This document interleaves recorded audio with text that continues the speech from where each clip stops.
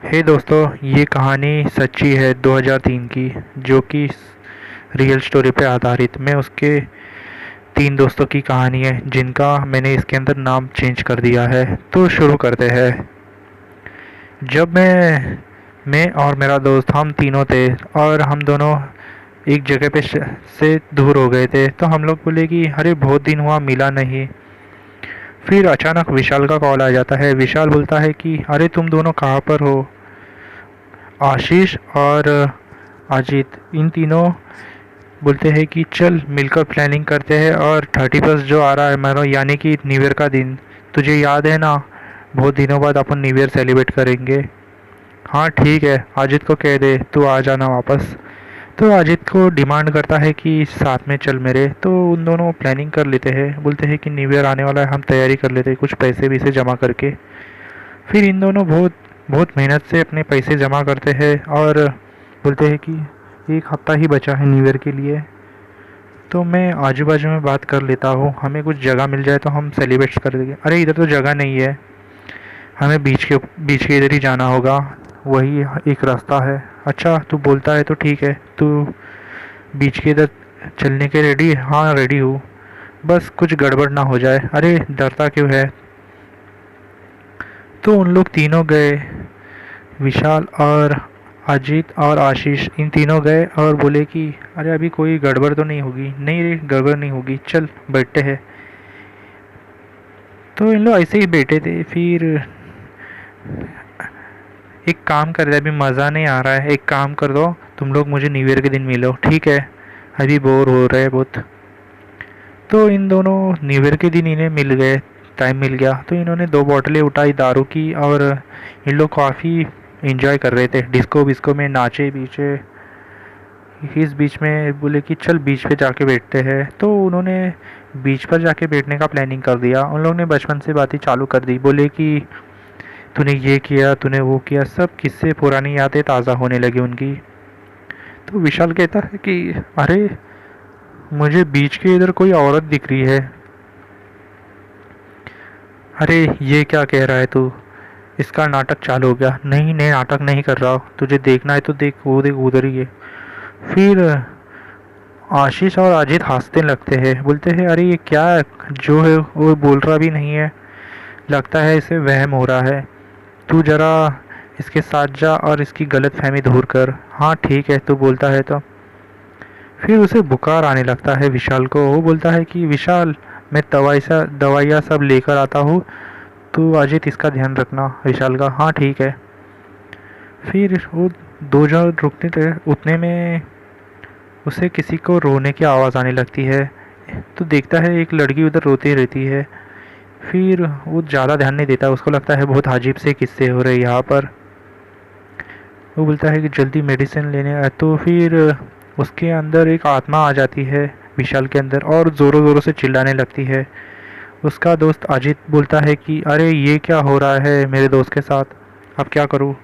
फिर उन्होंने मैनेजर सबको बुलाया, जिधर पार्टी कर रहे थे। उन्होंने मिलकर सब वो मशाल जलाई, और विशाल डर के मारे डर गया और मशाल से बहुत काँप रहा था, उसे बांध दिया गया। फिर उसे बेहोशी की हालत में एक हॉस्पिटल में लेके गए। फिर वो बोला कि कल तुम्हें क्या हो गया था, तुम बहुत चिल्ला रहे थे, तुम्हारे पीछे कोई लग गया था क्या? हाँ मेरे पीछे कुछ डायन जैसा था, वो ज़ोरों ज़ोर से चिल्ला रही थी और रो रही थी।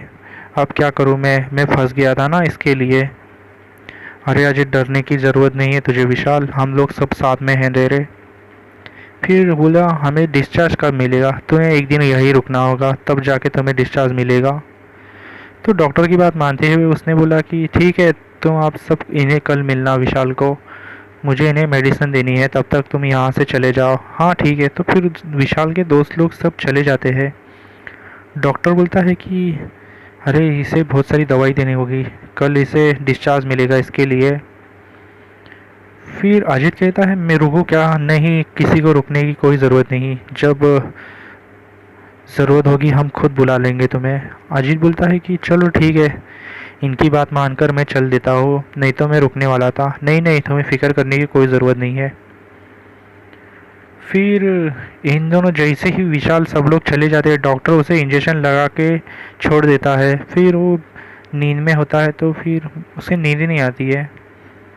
फिर वो लड़की बीच में देखी गई वो विशाल के पेट के ऊपर बैठती है और उसका गला दबाने लगती है और बहुत ज़ोरों ज़ोरों से हंसने लगती है पागल के जैसे पूरा।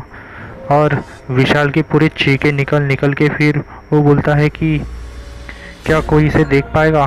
नहीं, कोई मुझे नहीं देखेगा, अब मैं तुझे साथ में लेकर ही जाऊंगी। फिर विशाल उससे छुड़ाने की कोशिश करती है, लेकिन वो डायन उसके पीछे ही लगती है, उसका गला दबा के रखती है। फिर विशाल मदद के लिए चिल्लाता है, अब कोई नहीं आएगा लगता है। फिर विशाल कुछ मंत्र बोलने लगता है, फिर वो डायन उसे छोड़ देती और उधर जाके गिर जाती है दीवार पे जाकर। बोलती है, आज तू बच गया, नहीं तो मैं तुझे छोड़ने वाली नहीं थी। ये सब किस्सा देखकर विशाल के होश उड़ गए। उन्होंने उसके दोस्तों को फ़ोन किया। वो बोला कि अरे अजीत, मेरे साथ ये हादसा हो गया है। फिर वो जल्दी से पहुंचा और बोला कि अरे ये दरवाज़ा क्यों नहीं खुल रहा है। फिर वो विशाल बहुत ज़ोर ज़ोर से चिल्ला रहा था। फिर अजीत को रहा नहीं गया और उसने दरवाज़ा तोड़कर एंट्री मारी। तो बाद में उसे वो डायन दिखने लगी। वो बोला कि अब क्या करूं मैं। फिर वो डायन एक दीवार में से आर पार हो गई। चल विशाल, तेरी जान बच गई। हाँ, तू नहीं होता तो मैं ये मुझे मार देती थी। अब क्या करूं मैं।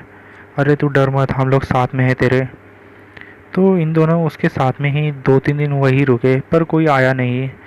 तो मालूम पड़ा कि कहते हैं कि बहुत दिन हो उधर एक लड़की की मौत हो गई थी। वो सबको दिखती है, लगता है विशाल के साथ भी आ गई थी।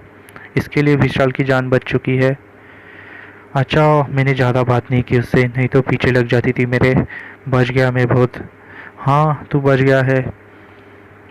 चल ठीक है, अब तू सही सलामत आ जा। हमें आगे भी बहुत सारे पार्टीज ब्रिटिश करने हैं, हम तेरा ही इंतज़ार कर रहे हैं। हे गाइस, ये कहानी थी सच्ची घटना आधारित पर।